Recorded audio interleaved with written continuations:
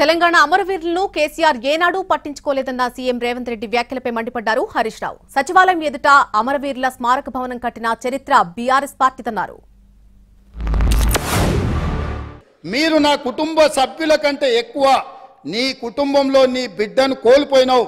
నీ కుటుంబానికి నేను పెద్ద కొడుకునవుతా అని చెప్పి ఆనాటి ముఖ్యమంత్రి బుక్కెడు బువ్వ శంకరమ్మకు పెట్టిండా, యాదవ కుటుంబానికి పెట్టిండా, యాదిరెడ్డి కుటుంబానికి పెట్టిండా, కానిస్టేబుల్ కిష్టయ్య కుటుంబానికి పెట్టిండా.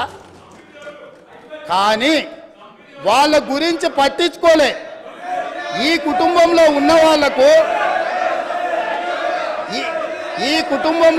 వాళ్లకు కొడుకుకు మంత్రి ఇచ్చిండు, అల్లుడికి మంత్రి ఇచ్చిండు. కన్న కూతురు ఓడిపోతే ప్రజలు తిరస్కరిస్తే ఎంబడే శాసన మండలి పదవి ఇచ్చిండు. అమరుల పేరిట అద్భుతంగా సచివాలయంకి ఎదురుగానే అమరవీరుల స్మారక భవనాన్ని కట్టినటువంటి చరిత్ర కేసీఆర్ గారిది, బీఆర్ఎస్ పార్టీది. అంటే సచివాలయంలో ఎవరు కూర్చున్నా ఎదురుగా అమరుల యొక్క త్యాగాలు గుర్తుండాలి, అమరుల త్యాగాలను ప్రతి నిమిషం గుర్తు చేసే విధంగా ఉండాలని అమరుల యొక్క మరి భవనాన్ని అంత గొప్పగా కట్టింది ఇవాళ బీఆర్ఎస్ పార్టీ. ఇవాళ మీరు అమరుల గురించి మాట్లాడతారా? కానిస్టేబుల్ కిష్టయ్య గారి కుటుంబాన్ని హక్కున చేర్చుకొని వారి కుమార్తెను డాక్టర్ చేసినటువంటిది కేసీఆర్ గారు.